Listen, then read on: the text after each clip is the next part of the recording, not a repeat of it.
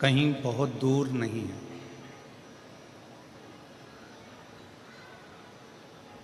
भगवान शिव जो हमारी श्वास है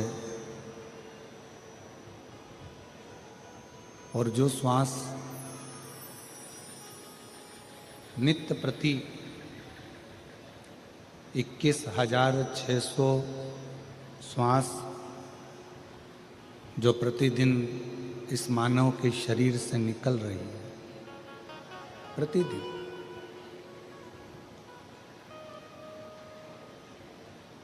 ये श्वास ही हमारा शिव है।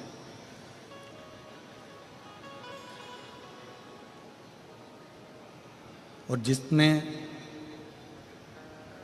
मानव शरीर में निकलने वाली श्वासों को, ग्रहण करने वाली श्वासों को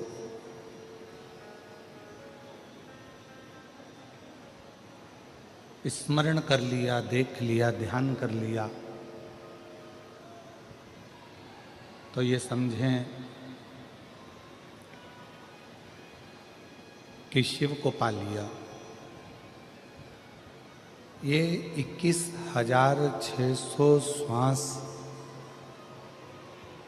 जो मानव के शरीर से रोज आ रही और जा रही है,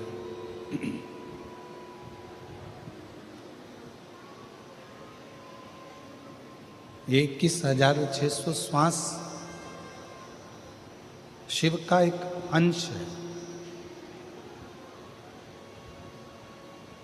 जैसे श्वास निकल जाने के बाद में, श्वास समाप्त हो जाने के बाद में शरीर नहीं रहता, केवल एक शव बन जाता है।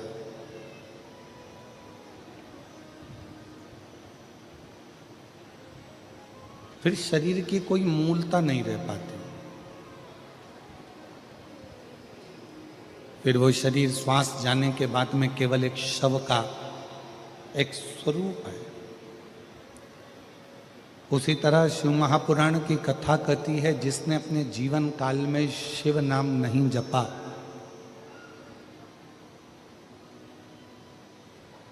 जिसने अपने जीवन काल में शिव नाम नहीं लिया, शिव का स्मरण नहीं किया, शिव की विरल भक्ति को धारण नहीं करा, भगवान शंकर का नाम नहीं लिया, शिव नाम का स्मरण नहीं किया, वो भी एक शव की तरह,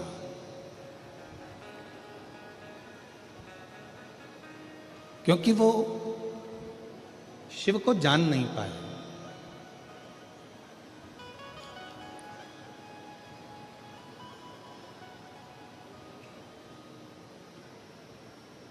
एक व्यक्ति ने एक प्रश्न किया कि माहेश्वरी समाज की उत्पत्ति भगवान महेश से हुई है,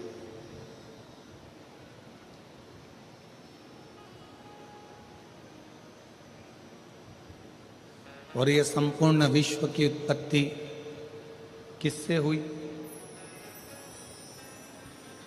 तो हमारा निवेदन है इस व्यासपीठ के माध्यम से, केवल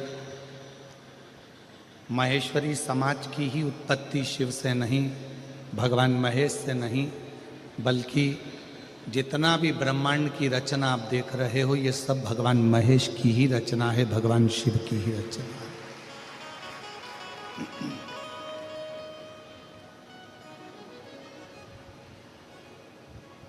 ये रचना किसी दूसरे की है ही नहीं।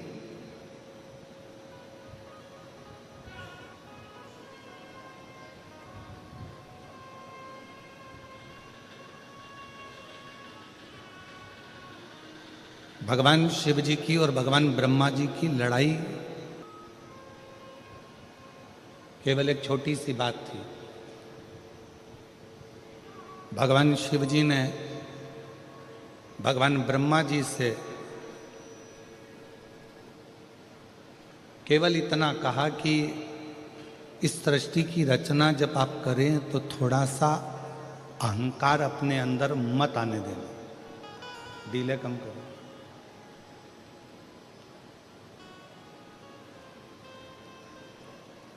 थोड़ा बहुत भी अभिमान अपने अंदर मत आने देना।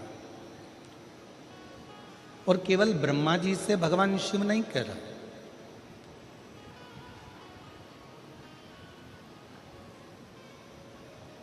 भगवान शंकर प्रत्येक संसार के मानव से, हर व्यक्ति से, हर जीव से शिव एक बात कहते हैं कि कोई भी कर्म करो, जो आपका मन पड़ जाए वो कर्म आप करो, पर कर्म में अभिमतता को सामने प्रकट मत हो।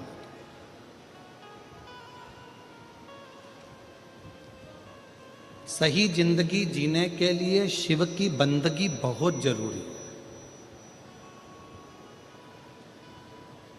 और जिस मानव ने ये जान लिया कि जिंदगी अगर सही जीना है तो शिव की बंदगी करना पड़ेगी, शंकर की आराधना करना पड़ेगी, शंकर की बंदगी करना पड़ेगी, तो समझ लो कि जिंदगी हमारी सार्थक हो गई।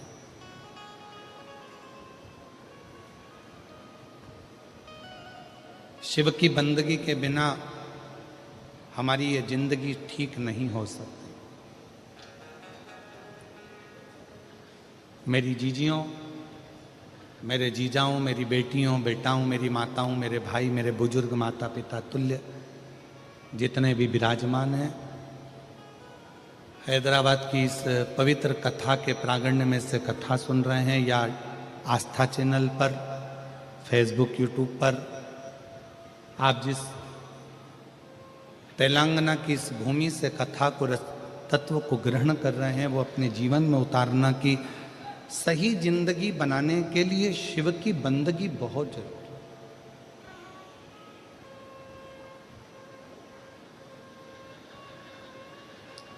आप राम जी का भजन करो, आप कृष्ण जी का भजन करो, आप नारायण का भजन करो, आप जिसका भजन करना चाहो उसका करो, पर साथ में शिव की बंदगी, शिव की आराधना।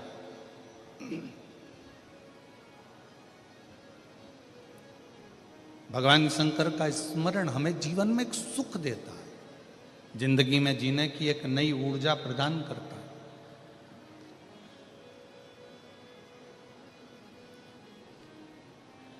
ब्रह्मा जी को भगवान शंकर ने केवल इतना सा समझाया कि सृष्टि की रचना करो, पूरा संसार की रचना करो, पर अहंकार रखकर मत करो। तुमने अगर थोड़ा सा भी अभिमान अगर अपने अंदर रख लिया और तुमने सोचा कि ये सृष्टि की रचना मैंने करी है, तो ये ठीक नहीं है।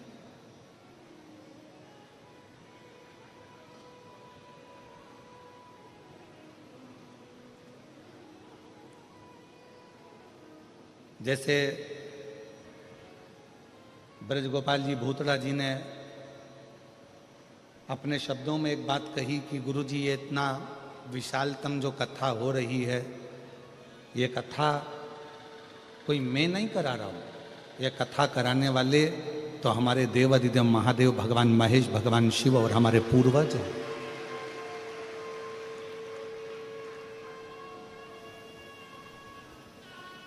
और उसी को आप और हम लोग अपनी कुछ करा रहा है, सब शिव करा रहा है।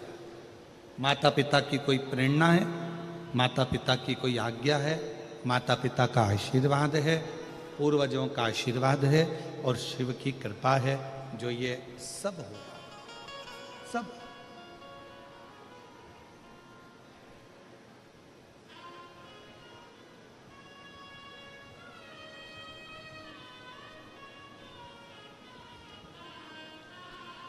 और ब्रजगोपाल जी, हम कहें अपनी भाषा में कि हमारे हिसाब से साउथ की, दक्षिण की ये सबसे बड़ी कथा है बाबा देवादिदेव महादेव की ये कथा, जिसमें इतने 1, 2, 3 पंडाल, पीछे के पंडाल, साइड में और भी शिव भक्त। और कल आपने रात को 2 से 3 बजे तक आप यहाँ खड़े रहकर और भी व्यवस्थाएं जो करवा कर गए हैं, उसके लिए आपको साधुवाद है, शिव की कृपा। ये शिव की उदारता है।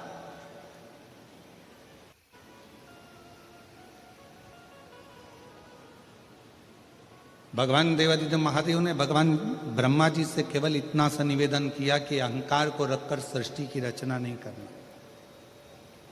आप इस अभिमान को छोड़ दो और सृष्टि की रचना करो।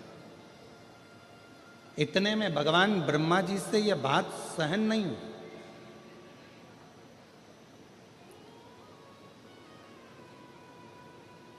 आज के ज़माने में अगर किसी को समझाया जाए ना तो दुनिया के लोग समझते हैं कि ये हमको ही क्यों समझा रहा है।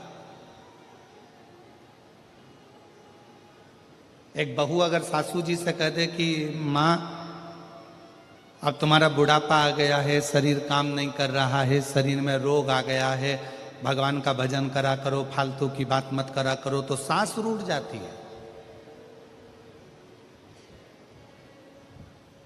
तू तो यही चाहती है